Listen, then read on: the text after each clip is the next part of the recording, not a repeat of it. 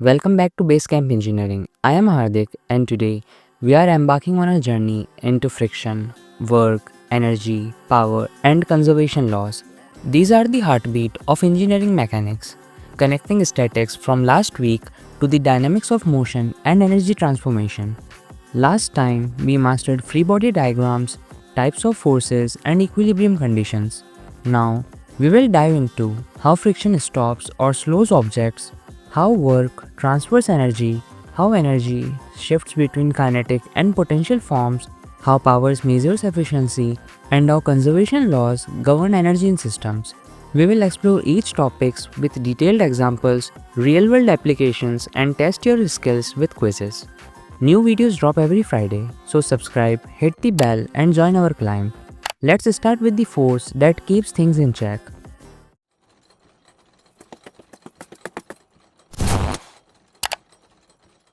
Let's kick off our exploration of friction, the force that resists the relative motion of two surfaces in contact, and a critical factor in engineering design.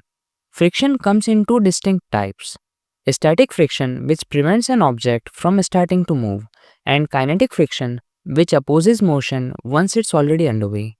Understanding these forces is essential for designing everything from car brakes to conveyor belts. So let's dive in with a detailed example.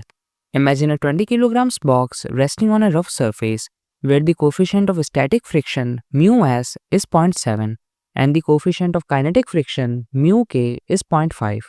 To analyze this, we will start by drawing a free body diagram to identify all the forces at play. First, calculate the gravitational force. The box's weight is 20 kilograms multiplied by the acceleration due to gravity 9.8 meters per second squared, giving us 196 newtons, acting downward at the center of the box.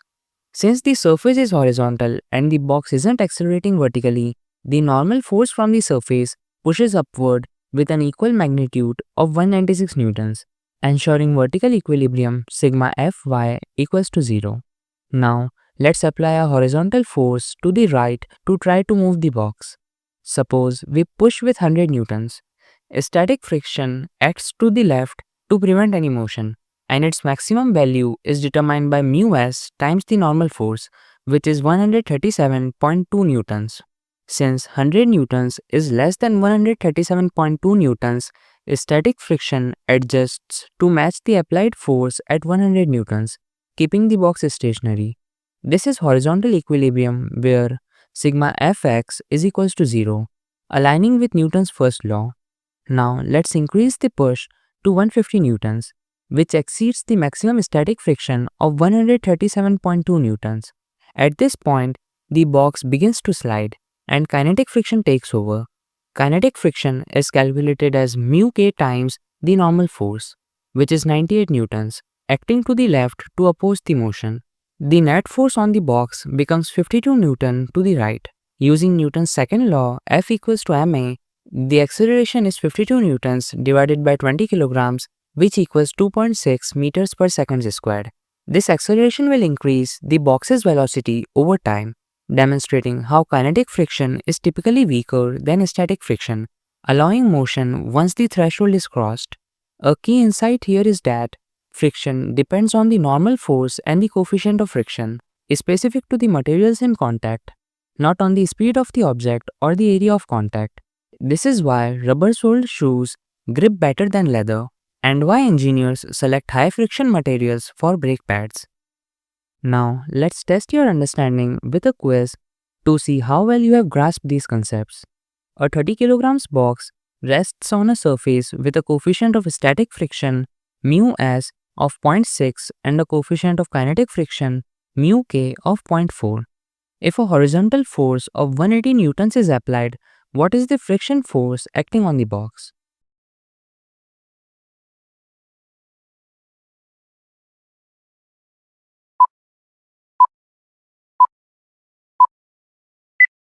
The answer is B, 117.6 newtons. Great job if you got that. Let's move on to the next topic in our journey. Now that we have tackled friction, let's explore work, the concept that quantifies how energy is transferred through a force acting over a distance. In physics, work is defined as W equals to F d cos theta, where F is the force, d is the displacement, and theta is the angle between the force and the direction of motion. Work is measured in joules and it's positive when the force helps the motion, negative when it opposes it, like friction or gravity working against you. This concept is crucial for understanding how forces drive systems from pushing a block up a ramp to operating heavy machinery. Let's break it down with a practical example. A 15 kilogram block on a 30-degree incline, 10 meters long, with a coefficient of kinetic friction mu k of zero point 0.3 being pushed up the incline with a 150 newtons force parallel to the surface. Start by drawing the free body diagram to identify all forces. Gravity acts downward, 15 kilograms multiplied by 9.8 meters per second squared, which is equals to 147 newtons. We break gravity into components. The parallel component down the incline is 73.5 newtons and the perpendicular component is 127.4 newtons. So the normal force from the incline pushes up at 127.4 newtons to balance it. Vertical equilibrium sigma F phi is equals to 0. Since the block is moving up, kinetic friction acts down the incline. Mu k multiplied by normal force, which equals to 38.22 newtons. Now sum the forces along the incline, which is 111.72 newtons downward. The applied force up the incline is 150 newtons. So the net force up is 38.28 newtons. Acceleration is equals to 2.55 meters per second squared. But let's focus on work. Work done by each force. The applied force is parallel to the displacement. So work done is equals to 1500 joules. Friction opposes motion. So work done by friction is minus 382.2 joules. Gravity also opposes with work done of minus 735 joules. Net work is equals to 382.8 joules, which contributes to the block's kinetic energy as it moves up. This net work shows how much energy is effectively transferred despite opposing forces, a key insight for designing systems like ramps or cranes. Now, let's test your understanding with a quiz to see how well you can calculate work in a similar scenario. A 10 kilogram block is being pushed up a 5 meter incline at 45 degrees with an 80 Newton force parallel to the incline, where mu k is equals to 0.15. What is the work done by friction?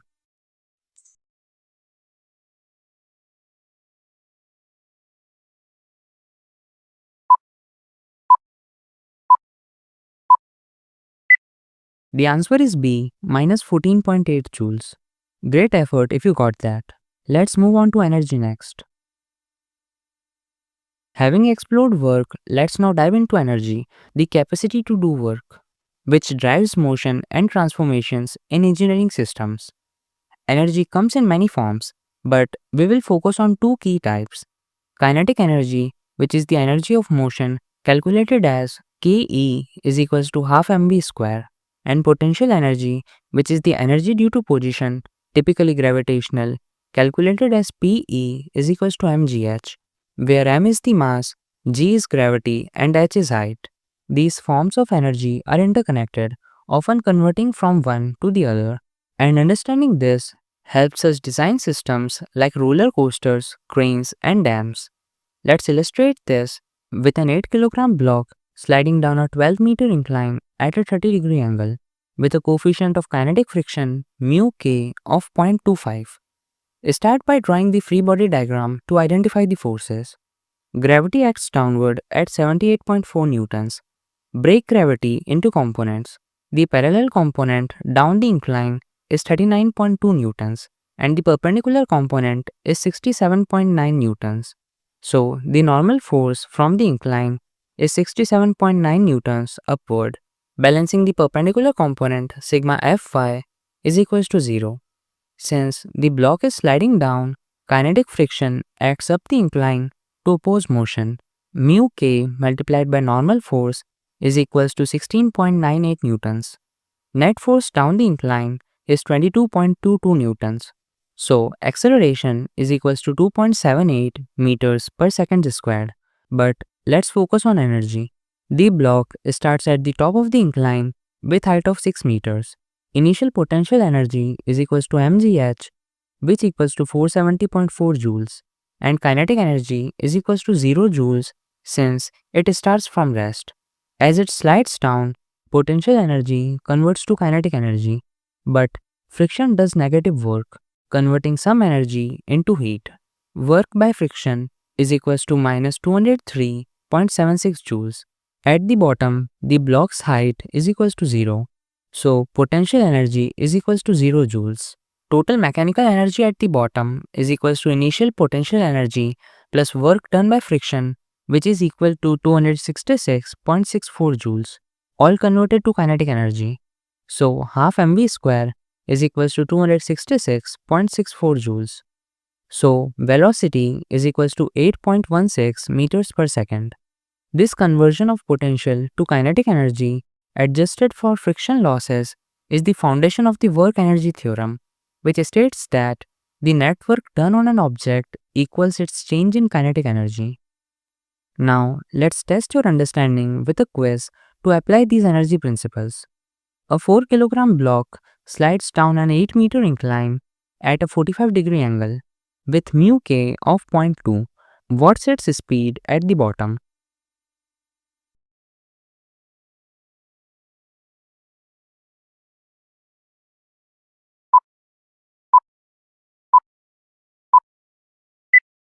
The answer is B, 8.9 meters per second. Great work if you got that. Let's move on to power. With energy under our belt, let's now explore power, the rate at which work is done or energy is transferred over time. Power is defined as P is equals to W upon T, where W is work in joules and T is time in seconds, giving us watts as the unit. 1 watt equals 1 joule per second.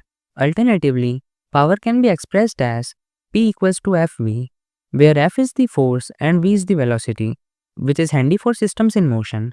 Power is a critical measure of efficiency in engineering, used in designing engines, turbines, and even elevators, ensuring they deliver energy effectively. Let's dive into an example. A 1500 kilogram car accelerating on a flat road with a constant force of 3000 newtons, covering 70 meters in 7 seconds. First, let's calculate the work done by the force. Work is equals to force multiplied by distance, which is 210 kilojoules, since the force is parallel to the displacement. Now, power is equals to work divided by time, which is 30,000 watts or 30 kilowatt. To put that in perspective, 1 horsepower equals about 746 watts. So, 30 kilowatt is roughly 40 horsepower, a typical value for a compact car accelerating steadily. Let's double check using the alternative formula P equals to Fv. Acceleration is equals to 2 meters per second squared. Final velocity is equals to acceleration multiplied by time, which is 14 meters per second. Using the final velocity, power is equals to 42,000 watts or 42 kilowatt. The discrepancy arises because velocity increases over time, so the average velocity gives us the 30 kilowatt from our first method, which is the standard approach for constant force problems. This power output ensures the car accelerates smoothly, a key consideration in automotive design. Now, let's test your understanding with a quiz to calculate power in a similar scenario. An 800 kilogram car applies a 2000 Newton force over 50 meters in 5 seconds. What is the power output?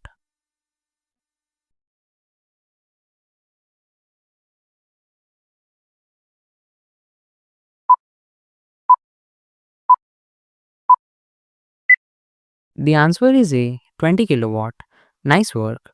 Let's move on to conservation laws. Now that we have covered power, let's explore conservation laws, fundamental principles that govern how energy behaves in a system.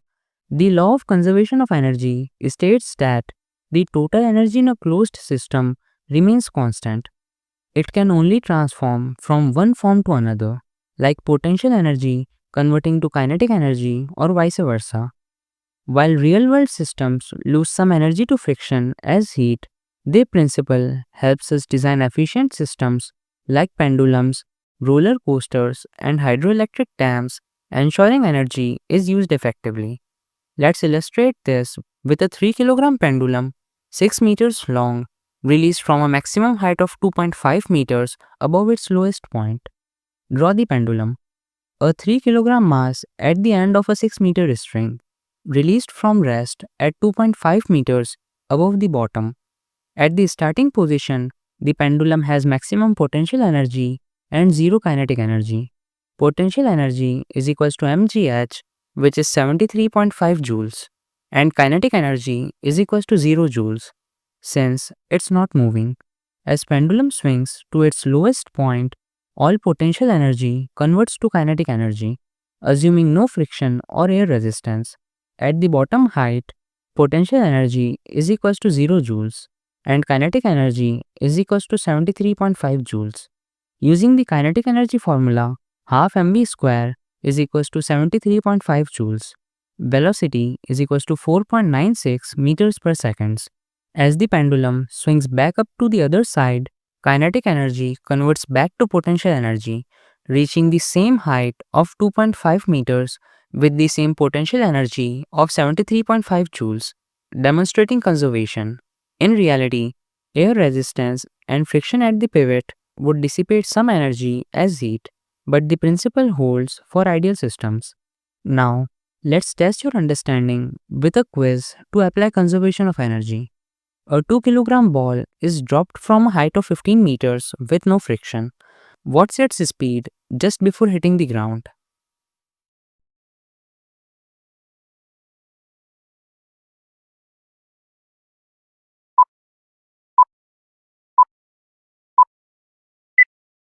The answer is B, 17.1 meters per second. Great job. Let's see these concepts in action with real-world applications next. Let's bring all these concepts together: friction, work, energy, power, and conservation laws, and apply them to a real world scenario, a roller coaster, which perfectly showcases how these principles work in harmony to create a thrilling yet safe ride.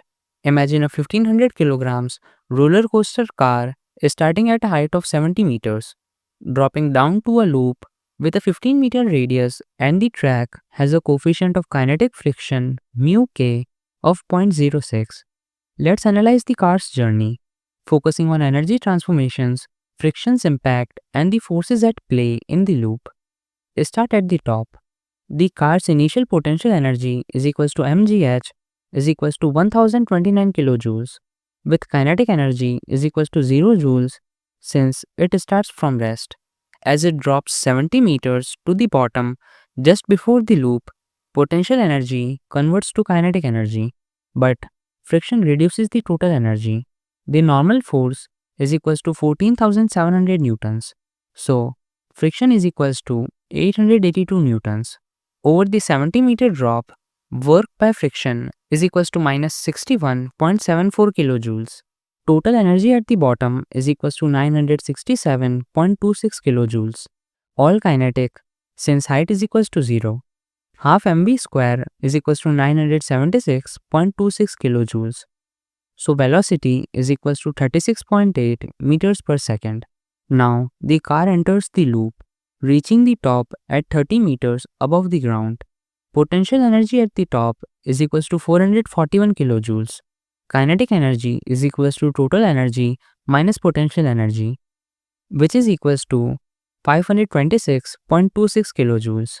So velocity is equals to 26.5 meters per second. For the car to stay on the track, centripetal force is equals to mv square divided by r, which is equals to 70,067 newtons, provided by the normal force from the track and the car's weight, ensuring safety. If a motor lifts the car back up to 70 meters in 40 seconds, power is equals to 25,725 watt or 25.7 kilowatt. This interplay of energy conservation, friction losses, and power requirements ensures the roller coaster delivers thrill safely. Let's test your skills with a quiz applying these concepts to a roller coaster scenario. A 700 kilogram roller coaster car drops from a 60-meter height with mu k of 0.03 along the track. What's its speed at the bottom? just before entering a loop.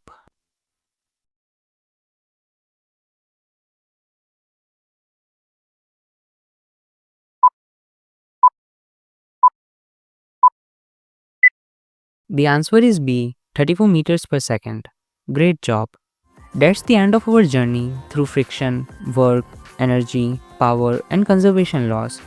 You have learned how static and kinetic friction resist motion, how work transfers energy, how energy shifts between kinetic and potential forms, how power measures efficiency, and how conservation laws govern energy transformations.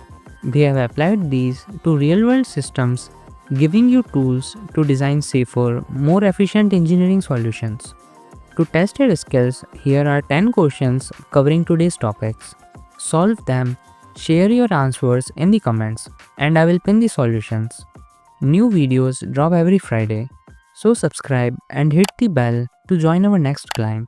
Next week, we will explore momentum, impulse, and collisions. Until then, keep practicing.